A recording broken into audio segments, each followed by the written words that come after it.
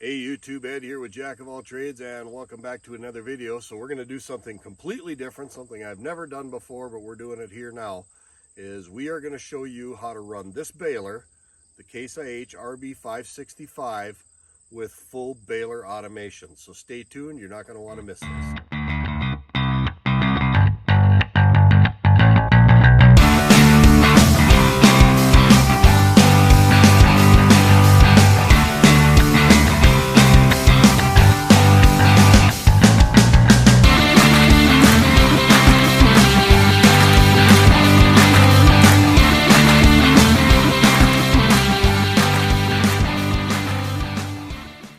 And welcome back. So yes, we're going to show you baler automation on this setup. Now what am I running here? I have got a Maxim 150 tractor. It has the active drive 8 transmission in it, and I've got a Case IH RB565 premium baler. So before you all ask, no, this is not some new paint scheme that Case IH is doing on their bales. This is a demo baler that my local dealer had. Just this one bale had this wrap put on it just purely for marketing and demo purposes. This is not how they're coming out of the factory. So let's talk real quick. What do you need to make baler automation first? Because this doesn't work on every baler. First off, your baler has to be ordered from the factory with Class 3 isobus in it. If you do not have Class 3 isobus in your baler, you cannot make baler automation work. And this is a relatively new thing. You're not going to be able to go back to your baler built in the 90s and run automation on it. It's got to be a newer baler, RB565, RB465, RB455, those kind of balers that can be ordered with Class 3 isobus. The other thing that you need is you need the correct tractor to pull the baler with.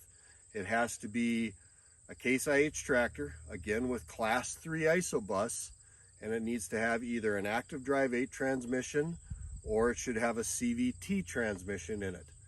One of those two transmissions in that tractor or the Puma tractor with Class 3 isobus will run baler automation on these balers. Along with all that, you also need to have the unlocks installed in both the tractor and the baler. There are 3 unlocks that need to be installed. You need to go to your local dealership, talk to them. They will know what unlocks they need to put in the tractor and what unlocks you need to put in the baler to make automation work. So in summation, if you've got a baler and a tractor that has Class 3 isobus and the unlocks, and you have a tractor that has active drive 8 transmission or CVT transmission, you can make baler automation work. The other thing you need to have installed on your baler is this. This is called a bale presence switch, and what that does is as the bale comes down the ramp, it go ahead and it closes this switch, and it tells the computer in the tractor, hey, the bale has left the baler, and then it can close the tailgate and it knows that the bale has been cleared. So the point of baler automation is to do a couple of things. One, it takes stress out of the operator seat in the cab. It literally takes a lot of the hecticness and confusion out of the cab. Anybody who's done any amount of baling at some point in time in their life has ejected a bale that they forgot to wrap, and you just have a big mess in the field. It just takes all kinds of confusion out of the cab, and it takes all of that stress out of the operator seat. All you have to do is steer the windrows and push the go button. The other thing it's going to do is it's going to increase productivity. It's going to stop the tractor, it's going to wrap the bale, it's going to eject the bale all faster than what you can go through and push the buttons yourself manually. It's going to do all that so much quicker, and then when the tailgate is closed and you feel the tailgate is closed and the monitor tells you the tailgate is closed, you just hit the go button and you go right away. So it's going to increase your productivity.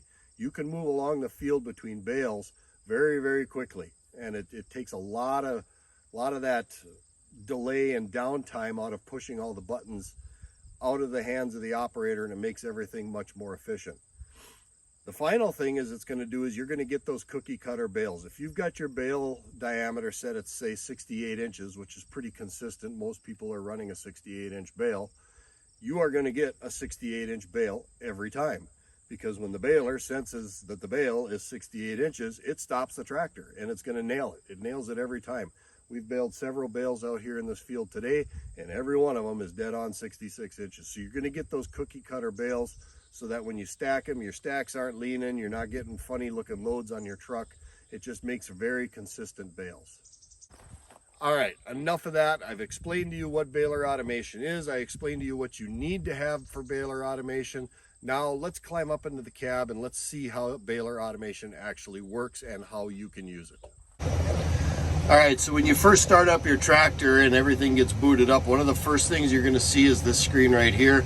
It's asking you to acknowledge the fact that you have a baler and you need to acknowledge to enable it. So all you do is you go ahead and hit this button right down here, and it will acknowledge the fact that you do have, in fact, a baler hooked up. All right, now once you've acknowledged the fact that your baler is hooked up, we got a couple of settings in the Pro 700 that you need to make sure you have turned on. So you go to the icon here with the baler and the little wrench, and you go ahead and push that.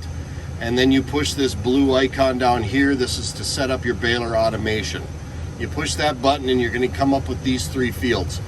Both of these fields should be auto, and this third one should be set to whatever remote you have your tailgate hooked up to. Now my tailgate is hooked up to R1 or remote 1 on the rear of my tractor, so I quite obviously have it set up to R1. That's critical. If you don't have that set up, it will not do it.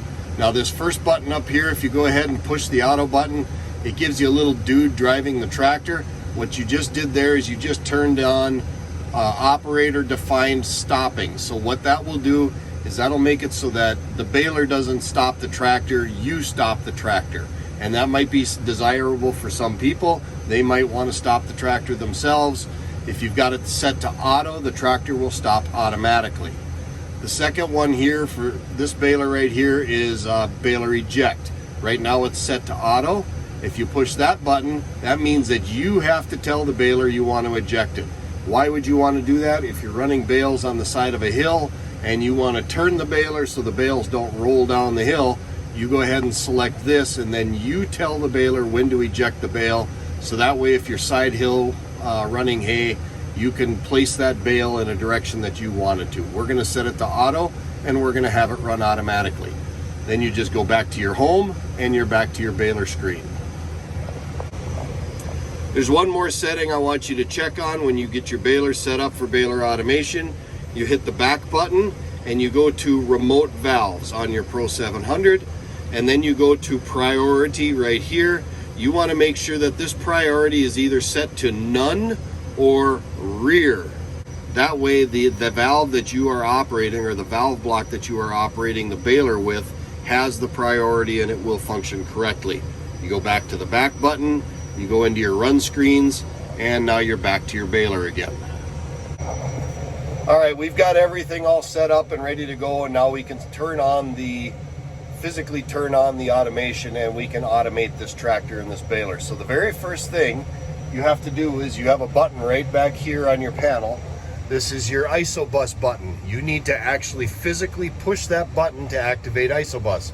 It's just a quick push up, and what happens is your baler screen, this soft button will turn blue, and this icon up here, this circle icon with the 4 green slices in, or the 4 slices in it, half of them will turn green. I'll push the button again so you can see the changes. You can see that the green buttons, or the green slices, go away, and the soft key goes back to a gray state. Now if I go ahead and push the button again, you can see that the icon over the soft button over here turned blue, and half the pie slices turned green. Now we're halfway to getting baler automation set up. Now what you do is you push this soft key right here. Just push the button, and you can see that that box right there, you have a 3rd slice of the pie that has turned green. Then what you do is you go down to your multifunction handle, and on the back side of your handle right here is a button. You push that button, and when you push that button, all 4 boxes in your pie here are green, and it comes with a little hurricane symbol. That means automation has been activated. Now at this point, you can engage your PTO, and you can start actually running your baler. So we will go ahead and we're going to engage the PTO. Our PTO is on. I'm going to take my remote and I'm going to drop my pickup. Using my multi-function handle, I'm going to run my RPM up to where I want it. Then I'm going to push in my clutch, put my tractor in gear to the forward motion, and slowly let the clutch out. I'm in gear B1, and slowly let the clutch out and start driving the tractor.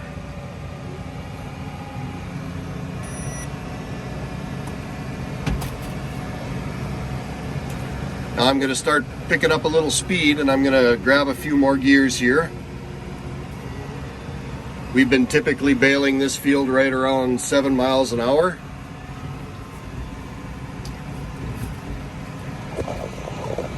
So now all I have to do is weave my windrow. Now as I'm running, you can see I got my bale shaped bars right here. So I just weave my windrow and follow my bale shaped bars until they're level across the board. And if you get too far out of whack, the bale shaped sensors will tell you that you're way out of whack. So now all I'm doing is I'm just driving the tractor, running the windrow. So as you can see, my bale shape is set, or my bale size is set to 68 inches. I'm at 54 inches.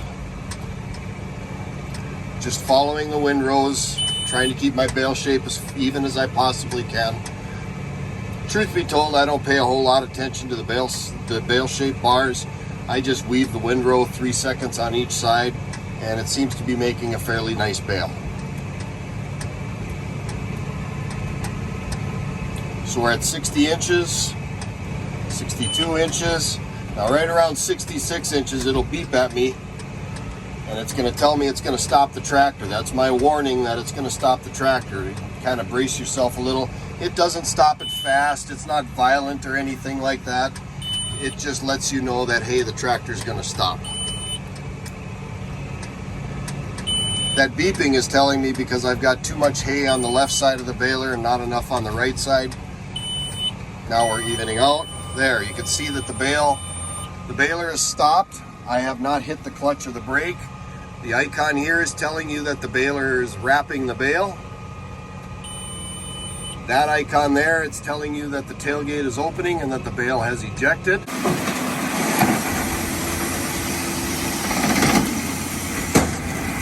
And the bale is closed. Now, all we have to do is hit this button and we start going again.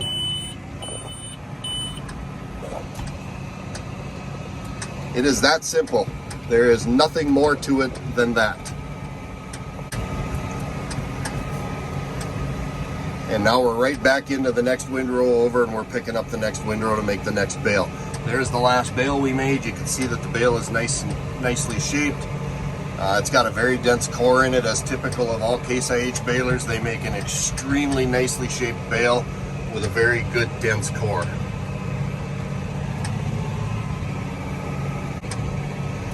As you can see right here on the monitor, it's got moisture sensors on it.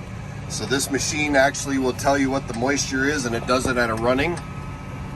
So if you look up there, currently right now we have about 19% moisture on these bales. Now this is not green hay. This hay has been down for about a week. We got a little bit of dew on the ground here, and that's what's causing the moisture sensor to read that kind of moisture. The hay is just fine. I don't have to worry about bale fires or anything like that.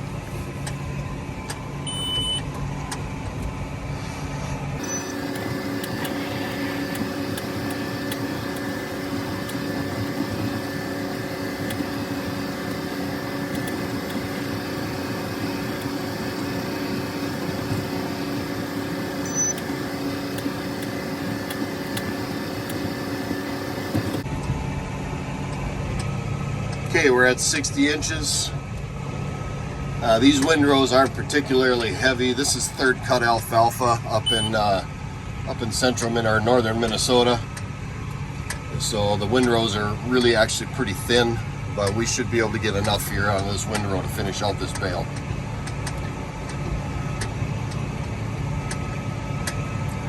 Still a little shadow right here, so you can see my moisture is bumped up a little bit because the dew hasn't completely come off.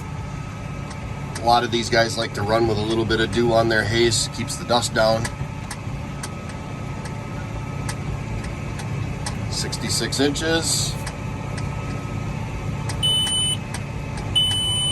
And it's stopping the tractor. It's wrapping the bale. I did not touch the clutch. I did not touch the brake. It's wrapping it. Automatically ejecting the bale.